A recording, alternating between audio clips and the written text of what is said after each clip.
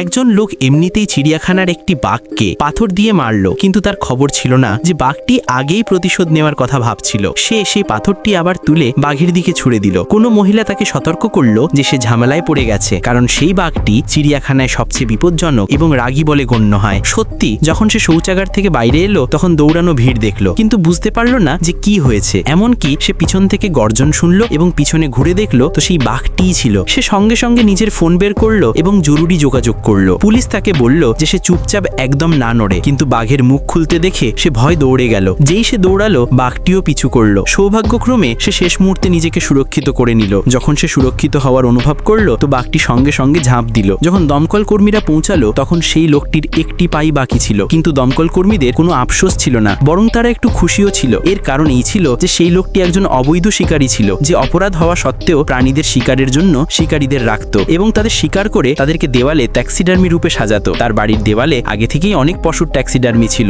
এবং শেষমেশ সেও নিজের কাজের শাস্তি পেল।